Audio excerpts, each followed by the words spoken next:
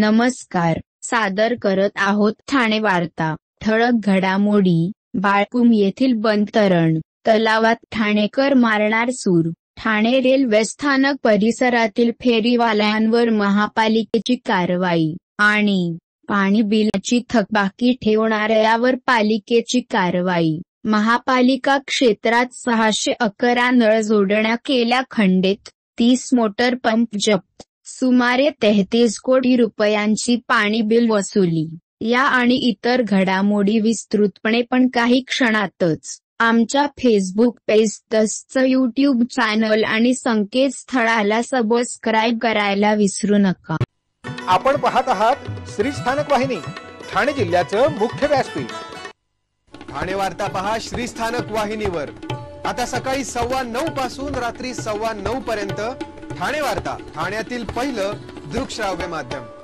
ठाणे वार्ता आणि श्री स्थानक वाहिनीचं लाईव्ह स्ट्रीमिंग ठाणेवार्ता.com वरील लाईव्ह स्ट्रीमवर क्लिक करा आणि अगदी मोबाईलवरही ठाणे वार्ता श्री स्थानक वाहिनीचा आनंद लुटा। यासाठी आमचं ॲप डाउनलोड करा। ठाणे वार्ता पहा श्री स्थानक वाहिनीवर। आता सकाळी 9:15 पासून रात्री 9:15 पर्यंत ठाणे वार्ता, ठाण्यातील पहिलं दृकश्राव्य माध्यम। आपण पाहत आहात श्री स्थानक वाहिनी, ठाणे जिल्ह्याचं मुख्य व्यासपीठ। ठाणे महानगरपालिकेला स्टेम प्राधिकरणाकडून होणारा पाणी पुरवठा शुक्रवार दिनांक 27 सप्टेंबर 2024 रोजी सकाळी 9:00 वाजल्यापासून ते शनिवार दिनांक 28 सप्टेंबर 2024 रोजी सकाळी 9:00 वाजेपर्यंत बंद राहणार आहे। या शटडाऊन कालावधीत स्टेम प्राधिकरण योजनेमधील देखभाल दुरुस्ती करणे व पिंपळास येथील शुद्ध पाणी वाहून नेणारी 1530 मी व्यासाच्या जलवाहिनीवर गळती थांबविण्याची आवश्यक कामे करण्यात येणार आहेत। तसेच ठाणे महानगरपालिकेच्या पिसे व टेमघर शुद्धीकरण केंद्रातील उच्च दाब सबस्टेशन, पंपिंग मशिनरीची तातडीची निगा, देखभाल, दुरुस्ती व इतर तातडीचे कामे करण्यासाठी महापालिका स्वतःच्या पाणी पुरवठा योजनेचा व स्टेम प्राधिकरणाच्या योजनेचा 24 तासाचा शटडाऊन घेणे आवश्यक आहे। परिणामी शुक्रवार दि.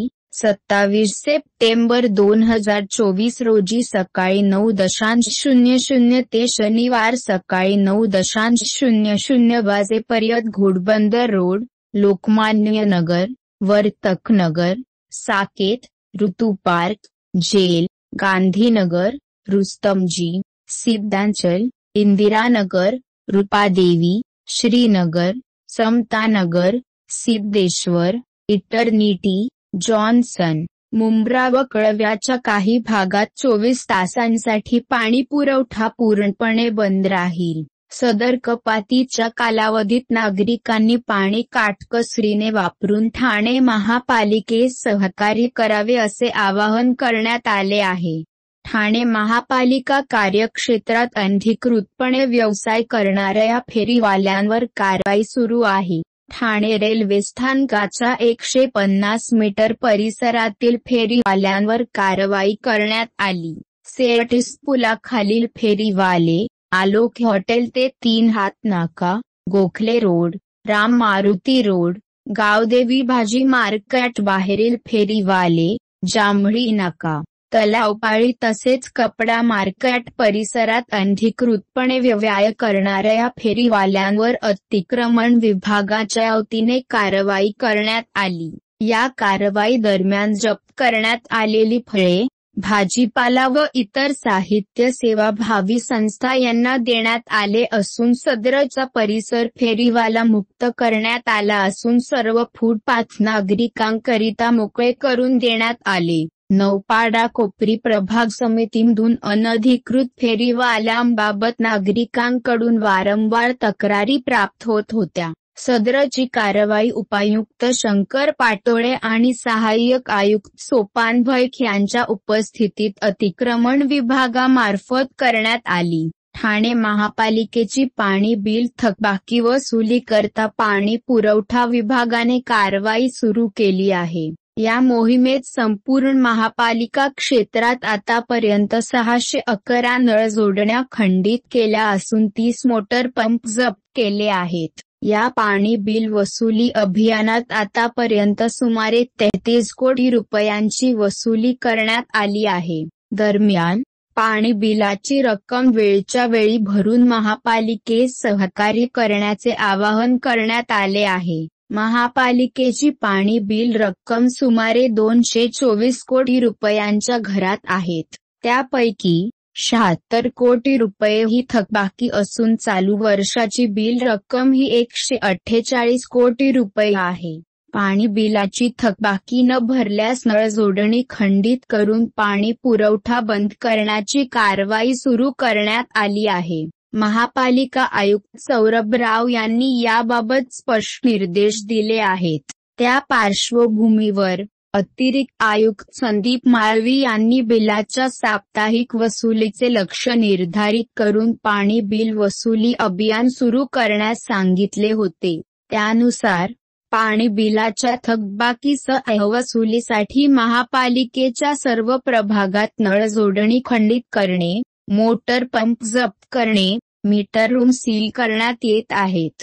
तसेच पाणी बिलाचा भरणा न करता खंडित नळ जोडणी परस्पर पुन्हा कार्यान्वित करून घेतल्यास गुन्हे दाखल करण्याचीही कारवाई करण्यात येणार असल्याची माहिती उपनगर अभियंता विनोद पवार यांनी दिली. महापालिका कार्यक्षेत्रातील घरगुती वापरासाठी असलेल्या नळ संयोजनाच्या थकीत देयकाची चालू वर्षाच्या मागणीसह पूर्ण भरणा केल्यास प्रशासकीय करामध्ये 100% सूट लागू करण्यास महापालिका आयुक्त सौरभ राव यांनी मान्यता दिली आहे. थकीत पाणीपट्टी बिलावरील दंडात 100% इतकी भरीव सवलत जाहीर करण्यात आल्याने नागरिकांना आर्थिक दिलासा मिळणार असून या योजनेचा लाभ नागरिकांनी घ्यावा, असे आवाहन महापालिकेच्या वतीने करण्यात आले आहे. ही योजना 01 सप्टेंबर 2024 ते 31 मार्च 2025 या कालावधीत लागू राहील. वरील योजनेचा लाभ घेऊन थकीत व चालू पाणी देयकाची रक्कम पूर्णपणे भरून त्यावरील प्रशासकीय करामध्ये 100% सवलत योजनेचा लाभ नागरिक घेऊ शकतील. या धोरणात्मक निर्णयापूर्वी ज्या घरगुती पाणी बिल धारकांनी पाणी पुरवठा देयके जमा केली असतील अशांना सदरची सवलत योजना लागू असणार नाही. तसेच ही योजना व्यावसायिक संयोजन धारकांना लागू असणार नाही. भारतीय सणांची विविधता लक्षात घेऊन आधुनिक तंत्रज्ञान विकसित करून विविध प्रकारची मिठाई बनवून ग्राहकांची चवीची उत्कटता सांभाळत महाराष्ट्रात एक ब्रँड तयार झाला जो आज सर्वाधिक लोकप्रिय आहे तो म्हणजे प्रशांत कॉर्नर. ठाण्यातील सुप्रसिद्ध मिठाई व इतर खाद्यपदार्थाचे दालन आणि त्याचे सर्वा श्रीमान प्रशांत सकपाळ यांची मुलाखत ब्रह्मांडकट्ट यावर आयोजित करण्यात आली होती. रविवार दिनांक 22 सप्टेंबर 2024 रोजी आयोजित केलेल्या कार्यक्रमास विविध स्तरावरील दर्जेदार व मान्यवर प्रेक्षक उपस्थित होते आणि सुसंवादक होते. श्रीमान विश्वास दामले अत्यंत गरीब परिस्थितीत लहानपणापासून मनाशी ठरवलेले ध्येय आणि ते पूर्ण करण्यासाठी घेतलेले अपार कष्ट, मेहनत याची फलश्रुती म्हणजेच प्रशांत कॉर्नर निवडणूक लढविण्यासाठी तिकीट मिळत असताना सहज नाकारून फक्त उद्योजक होणार असे म्हणत कोणताही पाठिंबा किंवा अनुभव नसताना एक छोट दुकान थाटून उद्योगाची सुरुवात त्यांनी केली. आपल्या स्वप्नाबाबत सांगताना ते म्हणाले की ते 8 वर्षांचे असल्यापासून एका वाण्याच्या दुकानात काम करत होते आणि तेव्हाच त्यांनी ठरवले होते की मी पण एक दुकान काढणार. या छोट्याशा दुकानातून त्यांनी सुरुवातीला वडापाव विकण्यास सुरुवात केली, नंतर घरोघरी दूध देण्याचा उद्योग केला. त्यानंतर 2 किलो तयार मिठाई विकत आणून ग्राहकांना विकण्यास सुरुवात केली. कोणताही अनुभव किंवा पाठिंबा नसताना फक्त निरीक्षण व प्रामाणिक प्रयत्न यामुळेच ते आज यशस्वी मराठी उद्योजक म्हणून प्रसिद्ध आहेत. पाचपाखाडी, ठाणे येथील दुकानापासून सुरुवात करून आज संपूर्ण ठाण्यात मुंबई, नवी मुंबई येथे 17 दुकानांची साखळी तयार केली आणि आता लवकरच ते प्रायव्हेट लिमिटेड कंपनी स्थापन करणार आहेत. वेळोवेळी ग्राहकांकडून मिळवलेला विश्वास, मदत व पाठिंब्यामुळेच आज ते यशस्वी उद्योजक असल्याचे श्रीमान प्रशांत सकपाळ यांनी विश्वास दामले याच्याबरोबर सुसंवाद साधताना म्हणाले. पदार्थांचा दर्जा हीच ग्राहकांची विश्वासार्हता असल्याचे सांगितले. आपलेच नाव दुकानाला देण्याबाबत ज्योतिषाने सांगितले म्हणून दुकानाचे नाव प्रशांत का एर्नर असे त्यांनी सांगितले. नावाप्रमाणेच प्रशांत सकपाळ हे स्वभावाने देखील शांत आहेत. कर्मचाऱ्यांची काळजी घेत सामाजिक कार्यात देखील अग्रेसर आहेत. वेगवेगळ्या सामाजिक संस्थांना मदत करीत असतात. ब्रह्मांडकट्ट्याला देखील आर्थिक मदत केली. प्रशांत सकपाळ यांचे लहानपणापासून उद्योग उभारणीचे स्वप्न होतेच तर त्यांचे ते ध्येय होते. अपार मेहनत करून त्याच्या ध्येयापर्यंत ते पोहोचले. नावारूपास आले. यशस्वी मराठी उद्योजक झाले. नवीन मराठी उद्योजकांना किंबहुना सगळ्यांनाच सल्ला देताना म्हणाले, आपण ध्येय ठरविण्यात कमी पडतो. ध्येय ठरवा, मेहनत करा आणि यशस्वी व्हा. सर्व नागरिकांना आवाहन करण्यात येत आहे की सध्या डासांमार्फत पसरणाऱ्या डेंग्यू या आजाराचा प्रसार रोखण्यासाठी प्रत्येकाने पुढीलप्रमाणे कार्यवाही करावी. डेंग्यू आजार एडिस इजिप्ती हा डास चावल्याने होतो. या डासांची पैदास साचलेल्या किंवा साचवलेल्या स्वच्छ पाण्यामध्ये होते. 8 दिवसांपेक्षा जास्त दिवस पाणी उघडे व साचून राहिल्यास त्यात डास अंडी घालतात. अंड्यांच्या अळ्या तयार होऊन पुढे डास तयार होतात. यासाठी आपल्या घरातील पाणीसाठे उदाहरणार्थ बॅरल्स, पिंपे, टाक्या, हौद, रांजणे इत्यादी दर आठवड्याला रिकामे करून घासून पुसून कोरडे करून पुन्हा भरावे. 1 दिवस कोरडा दिवस म्हणून पाळावा. पाणी साठ्यांना घट्ट झाकणे बसवावीत किंवा जुनी साडी, चादर, धोतर यांनी बांधून झाकून ठेवावीत, म्हणजे डास त्यात जाऊन अंडी घालणार नाहीत. घराच्या गच्चीवर, आजूबाजूला, अंगणात कोठेही पाणी साचू देऊ नये. भंगार सामान उघड्यावर टाकू नये. उदाहरणार्थ टायर्स, प्लास्टिक सामान, कुंड्या, टाकाऊ वस्तू इत्यादी. अशा सामानात पावसाचे पाणी साठून त्यात डेंग्यूच्या डासांची पैदास होते. घरातील कूलर्स, फ्रीजच्या पाठीमागील ट्रे हे देखील वेळोवेळी कोरडे करावेत. लक्षात ठेवा, नुसत्या फवारणीने डास घनता कमी होत नाही, तर त्यासाठी डास पैदास ठिकाणे नष्ट करणे ही आपल्या सर्वांची जबाबदारी आहे. कोणताही ताप अंगावर न काढता जवळच्या शासकीय रुग्णालयात मोफत औषधोपचार घ्या. अशा प्रकारे नागरिकांनी सहकार्य केल्यास डेंग्यूचा प्रसार रोखणे सहज शक्य आहे.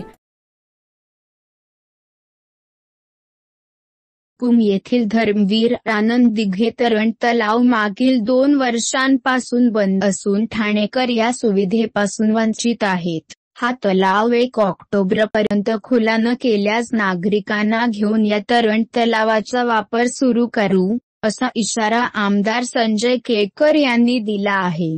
गेली 2 वर्षे बंद असलेल्या आणि वादग्रस्त ठरलेल्या बाळकूम येथील तरण तलावाची पाहणी आमदार संजय केळकर यांनी अधिकाऱ्यांसह केली. 30 कोटी खर्च करून उभारलेल्या या आंतरराष्ट्रीय दर्जाच्या तरण तलावाचे उद्घाटन 2022 साली झाले. मात्र यावर झालेला कोट्यवधींचा खर्च आणि कामातील त्रुटी यामुळे यात मोठा भ्रष्टाचार झाल्याचा आरोप होत होता. शिवाय गेली 2 वर्षे त्याचा वापर करण्यास खुला करण्यात न आल्याने ठाणेकर या सुविधेपासून वंचित राहिले आहेत. या तरण तलावाच्या कामाची पाहणी आमदार संजय केळकर यांनी गेल्या 2 वर्षात 4 ते 5 वेळा करून अधिकाऱ्यांना सूचना केल्या होत्या. तसेच झालेल्या कामांबाबत संशय व्यक्त करून प्रशासनाच्या अक्षम्य दिरंगाईबाबत संताप व्यक्त केला होता. केळकर यांनी केलेल्या पाहणीत अधिकाऱ्यांना चांगले झापले.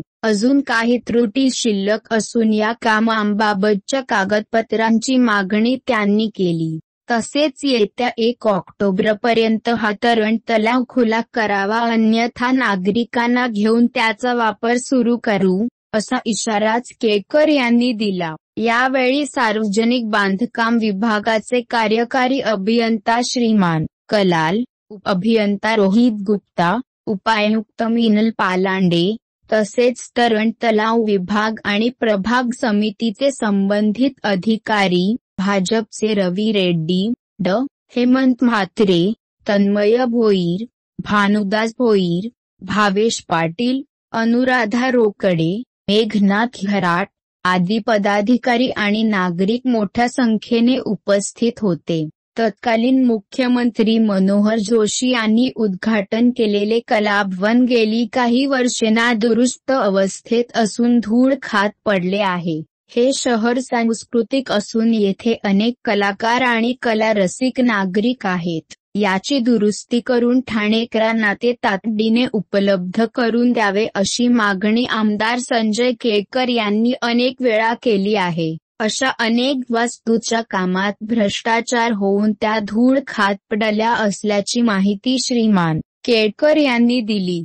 ओवळा माजिवडा विधानसभा मतदारसंघातील आमदार प्रताप सरनाईक यांच्या संकल्पनेतून घोडबंदर रोडमधील बोरीवडे येथील महानगरपालिकेच्या 20 एकरवर असलेल्या मैदानाच्या आरक्षित भूखंडावर अद्ययावत क्रीडा संकुल व सिंथेटिक ट्रॅक उभारण्यात येणार आहे। गेल्या अनेक वर्षांपासून ठाणे महानगरपालिका क्षेत्रातील क्रीडापटू शहरामध्ये सिंथेटिक ट्रॅक असावा अशी मागणी आमदार श्रीमान प्रताप सरनाईक यांच्याकडे करीत होते। त्यांच्या मागणीला यश प्राप्त झाले असून राज्याचे मुख्यमंत्री श्रीमान एकनाथ शिंदे साहेब यांनी नगरविकास खात्यातर्फे रुपये 75 कोटी क्रीडा संकुल उभारण्यासाठी मंजूर केलेले असून त्याचा शासकीय आदेश काढण्यात आलेला आहे। बोरीवडे मैदानाच्या जागेच्या सभोवताली कुंपण भिंत, सुसज्ज प्रवेशद्वार त्याचबरोबर क्रीडा संकुलासाठी तळ अधिक 1 मजल्याची इमारत उभारण्यात येणार आहे।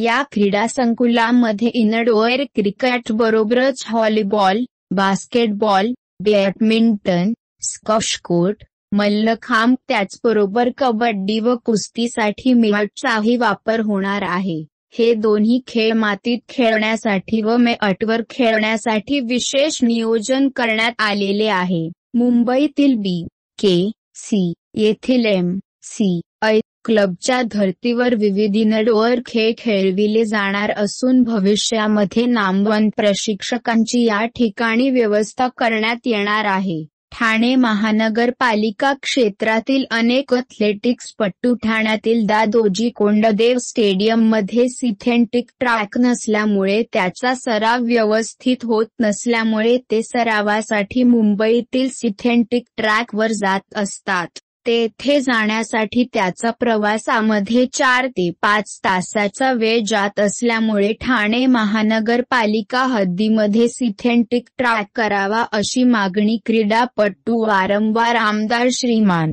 प्रताप सरनाईक यांच्याकडे करीत होते। आता त्याच्या मागणीला पूर्णविराम मिळाला असून पुढील महिन्यात या कामाला सुरुवात होणार आहे। बोरीवडे येथील या मैदानावर महानगरपालिकेच्या वतीने PPP तत्वावर BKC येथील MCI च्या धर्तीवर क्रिकेट क्लब व्हावा अशी मागणी नागरिक व क्रीडापटू यांच्याकडून होत होती। त्यानुसार शहर विकास विभागाने सजेशन ऑब्जेक्शन मागविले होते।